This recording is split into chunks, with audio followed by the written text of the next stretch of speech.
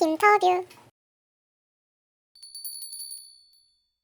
이 빈칸 문장을 잘 보셔야 되는데, 빈칸 문장에서 기후 변화의 경우에는 이게 아니다라고 나와 있잖아요. 그럼 지문 구조상 윗부분에는 다른 얘기가 나올 거고, 그 아랫부분에 기후 변화의 얘기가 나오고, 그 부분을 요약해서 여기 딱 넣어 놓은 거겠죠?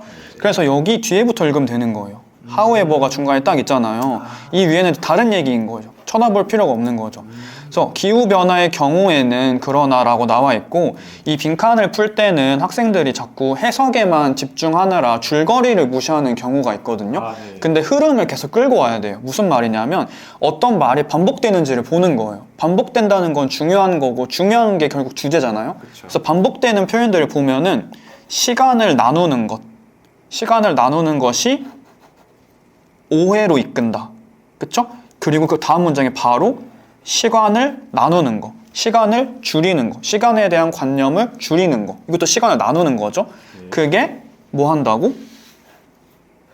이혼시킨다고. 우리를 책임감과.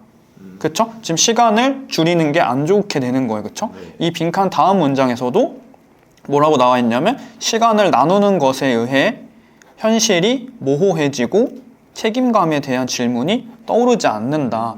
그래서 결국 우리는 시간을 줄이는 것이 기후변화에서는 안 좋다. 이런 느낌의 답을 골라야 되는 거고, 그래서 이제 3번이 낚시 보기로 들어가 있는 거예요. 뭔가 시간에 관한 말, 시간이니까 미래가 뭐 현재, 이런 식으로 이제 낚시 보기를 넣어 놓는 거고, 빈칸에 들어갈 말은 요 빈칸 뒤에 있는 말을 그대로 넣으면 되죠. 시간을 쪼개는 것으로 인해 현실이 모호해지고 책임감에 대한 의문 제기, 책임감에 대한 질문이 떠오르지 않는다. 그대로 나와 있죠? 근데 주의해야 될 게, 빈칸 문장에 부정 표현이 있으니까 요걸 한번 바꿔서 들어가면 face the fact, 현실이 모호해진다. 그대로 들어가 있고, 그 다음에 책임감에 대한 질문이 떠오르지 않는다. 여기 책임감에 대한 얘기. 우리가 책임감을 무시하는 게 아니다. 그러니까 시간을 나누면 우리가 현실을 모호하게 봐야 되고 책임감에 대한 소재가 명확해지지 않는다라는 말인 거죠.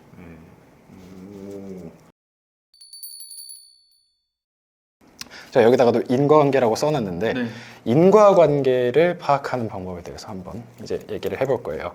인과관계가 성립하기 위해서는 조건이 세 가지가 다 만족이 돼야 돼요. 일단 가장 첫 번째 조건은 선후성. 당연히 만족이 돼야겠죠. 원인이 결과를 시간적으로 무조건 앞서야겠죠. 예를 들어서 돌에 걸려서 넘어지는 거지, 넘어져서 돌에 걸린 게 아니잖아요. 그렇죠? 그래서 그 시간 순서를 맞춰줘야 되고, 두 번째는 상관이 있어야 돼요. 상관성.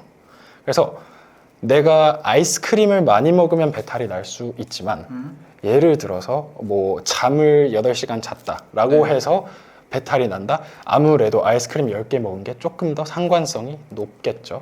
그것이 필요하고, 마지막이 비허위성이에요. 비허위성은 뭐냐? 쉽게 말하면 제3의 변수가 개입해서는 안 된다라는 얘기거든요. 겨울 되게 춥잖아요. 그러면 예를 들어서 영하 10도 밑으로 떨어지는 날이 있다고 치면 동상으로 병원에 내원하는 환자 수가 증가할 수도 있겠죠. 근데 날이 추우니까 핫팩을 사는 사람들도 많을 수 있을 거예요.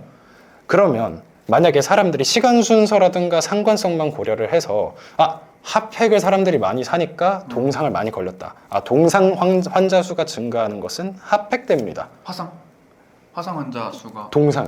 왜 동상이에요? 그렇죠. 이러면 말이 안 되는 거죠. 말이 안 된다고? 이러면 말이 안 되는 거죠. 이게 비허위성이에요. 그래서 추위라는 공통 원인이 있기 때문에 두 개의 결과가 발생을 하는 거지, 두 결과 사이에는 인과가 없다는 거죠. 그렇다면 이 둘 사이에 인과가 있다라고 얘기하는 건 허위적인 인과관계가 되겠죠. 그래서 비허위성. 이 세 가지를 만족해야 인과관계라고 할 수 있어요. 그래서 이 인과관계를 위주로 이 부분을 한번 독해를 해보도록 할게요. 자, 비타민 K는 혈액이 응고되도록 돕는데요. 자, 그렇다면 우리가 주목해야 될 거는, 비타민 K는 과연 혈액이 응고되는데 어떻게 작용을 하느냐가 중요하겠죠. 그래서 인과가 중요한 거예요. 그 어떻게 과정 속에서 무슨 사건이 어떤 결과의 원인이 되고, 그 결과는 다시 어떤 거의 원인이 되는지를 잘 파악을 해줘야 돼요.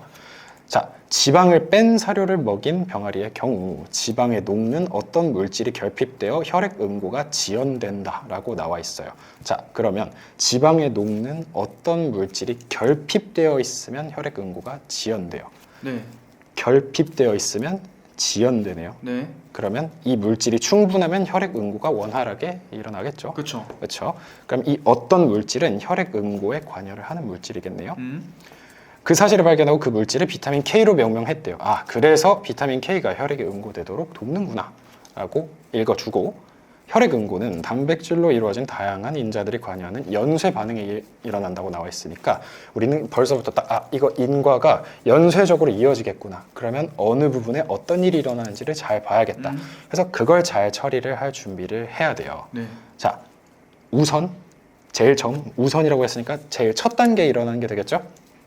여러 혈액 응고 인자들이 활성화된 이후 프로트롬빈이 활성화된다 그랬으니까 최초 원인은 여러 혈액 응고 인자들의 활성화가 되겠죠. 네. 저는 그래서 이 정보를 괄호로 이렇게 묶어줄게요. 그 다음 그 결과 이후 프로트롬빈이 활성화된대요. 프로트롬빈이 활성화되면 그 결과 트롬빈으로 전환이 되네요. 네. 인과의 연쇄에 트롬빈은 혈액에 녹아있는 피브리노겐을 불용성인 피브린으로 바꾼대요. 그럼 이 트롬빈으로 전환되는 결과는 또다시 원인이 되어서 피브리노겐을 불용성으로 바꾼대요. 네네. 자, 그러면 이 피브린이 만들어지는데 트롬빈이 일단 관여를 하는 거죠. 그렇죠? 네. 근데 혈액에 녹아있는 피브리노겐이 피브린으로 바뀌는 거니까 네. 트롬빈만 있으면 피브린이 될 수는 없겠죠. 그렇죠. 얘도 있어야겠죠. 그래서 피브리노겐과 트롬빈이 모두 피브린을 만드는데 이렇게 관여를 하겠네요. 자, 비타민 K는 이 프로트롬빈을 비롯한 여러 혈액 응고 인자들이 간세포에서 합성될 때 활성화에 관여한다고 나와 있어요. 우리 앞서서 봤던 이 활성화에 관여하는 거네요. 그럼 비타민 K가 이 활성화를 시켜주는 친구가 되겠네요. 그러면 얘가 최초의 원인으로 이렇게 붙게 되겠네요. 그렇죠? 자, 활성화는 칼슘 이온과의 결합을 통해 이루어지는데 활성화는 근데 칼슘 이온과의 결합을 통해 이루어진다 그랬으니까 이 칼슘 이온과의 결합은 요 사이 어딘가에 들어가면 되겠죠. 그렇죠. 그렇죠. 자, 그래서 카르복실화가 되어 있어야 이 칼슘 이온과의 결합이 이루어질 수 있다고 나와 있으니까 그러면 칼슘 이온과의 결합이 이 사이 어딘가에 들어갈 건데 그 앞에는 카르복실화가 들어가야겠죠. 그쵸. 이게 되어 있어야 된다 그랬으니까. 자, 그럼 일단 여기서 먼저 순서를 지정해 줄게요. 카르복실화가 칼슘 이온과의 결합을 이렇게 촉진을 할 거예요. 네. 자, 카르복실화는 단백질을 구성하는 아미노산 중 글루탐산이 감마 카르복실 글루탐산으로 전환되는 것을 말한다. 정의를 간단하게 얘기를 해줬네요. 자, 이처럼 비타민 K에 의해 카르복실화 되어야 한다 그랬으니까 결과적으로 비타민 K는 이거를 여기다가 이렇게 붙여주면 되겠네요. 그러면 이 칼슘 이온과 결합하면서 이렇게 혈액 응고 인자가 활성화가 될 거고요.